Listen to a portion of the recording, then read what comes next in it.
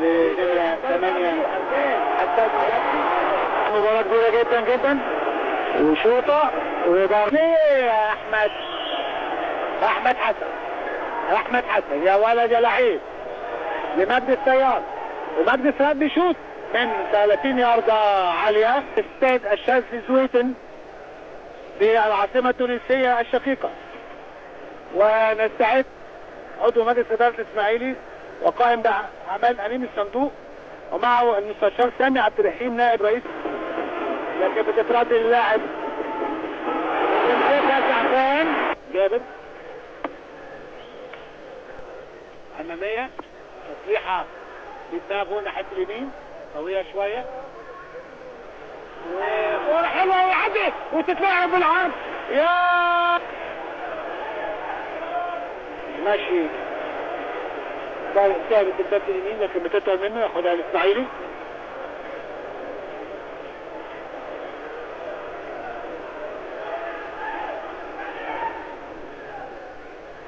وهاتوا خط وترجع كورة للإسماعيلي ويوزعها لفوزي جمال.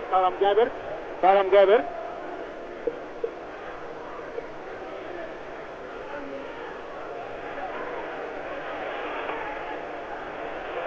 حلوة من فوزي ويلعب بالسواد مع الشمال ويضرب الشمال عادي، لكن طلع له شفر الواحد ولعبها للجول. حتى لو كان مرجعها برجله مش مقصودة ما فيهاش أي شيء، القانون بيقول كده. الإسماعيلي ماسك كورة أكتر وعلى الساعة فات حوالي 15 دقيقة ربع ساعة من الشوط الثاني وما تزال النتيجة التعادل 0-0. وبشير عبد الصمد بيشوط شوطة حلوة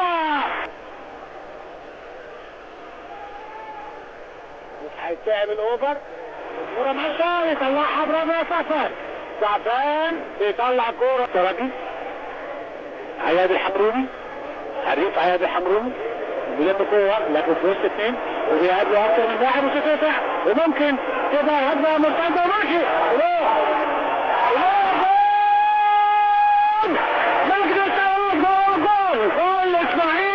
جول الإسماعيلي في الدقيقة 32. وزي ما بقول لحضراتكم من البداية كل وقت في المباراة معمول حسابه وادي الإعادة. وشوف مجدي الصياد بيعمل ايه، يحط الجول الأولاني للإسماعيلي في الدقيقة 32. برافو يا مجدي وبرافو يا أبطال الإسماعيلية.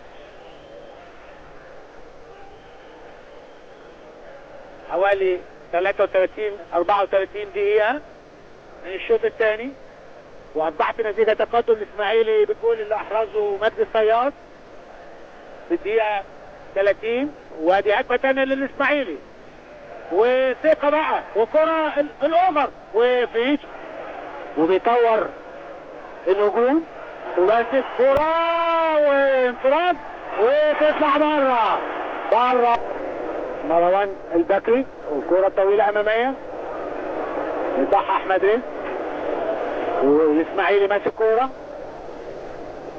أحمد العجوز يلا يا أحمد 26 سنة الموسم العاشر له في الإسماعيلي، تعاقد مع نادي النصر الكويتي لمدة سنة هتبتدي في 1/10 يعني بعد لقاء العودة إن شاء الله. عايزينه يترك ذكرى طيبة للإسماعيلي قبل ما يغادرنا إلى الكويت محترف في نادي النصر. 25 مباراة دولية أحمد العجوز. ابتدى الجمهور هنا يشجع الإسماعيلي و41 دقيقة وينتهي هذا اللقاء الممتع والأداء الرائع الرجولي من فريق الإسماعيلي.